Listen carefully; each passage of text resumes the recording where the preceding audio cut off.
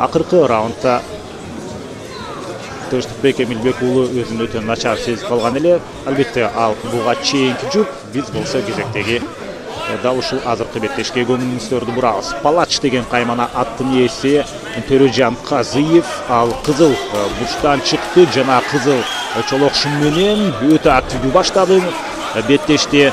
Ал эми көк бурчтан чыккан ак чолокшум кийип жүргөн, ак кийим кийип жүргөн бул өзбекстандык Самарканд шаарынан келген Жахангир Йоркулов. Төрөжан Казыев 1995-жылы төрөлгөн.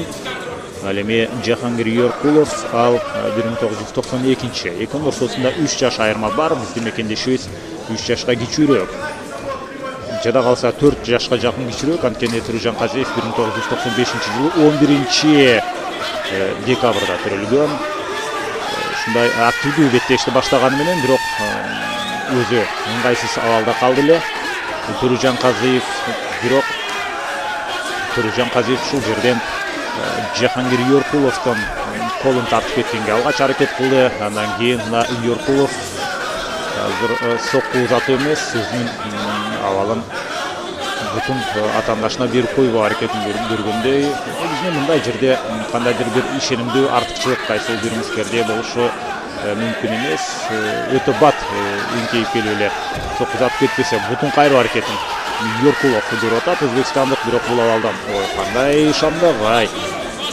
Жахангир азыр бурулуп келип атаандашынын үстүнө отуруп алды. Жана ушул атаандашынын артына өтүп кетүү дагы бул пайдалуу. Мөөнтү ыкмасы иш жүзүнө ашып кетпейт болду экен. Жана ушул жерден беттеш соңуна чыкты. Жахангир Йоркулов мөөнтү ыкмасы менен биринчи раундда атаандашын жеңилүүгө аргасыз кылды.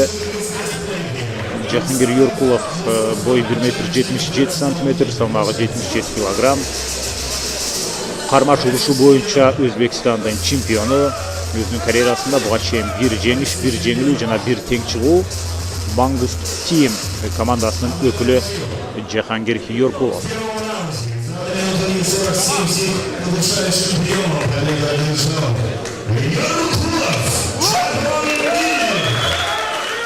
Жахангир Йоркулов ошентип жеңишке ээ болду. Төрөжан Казыев негизинен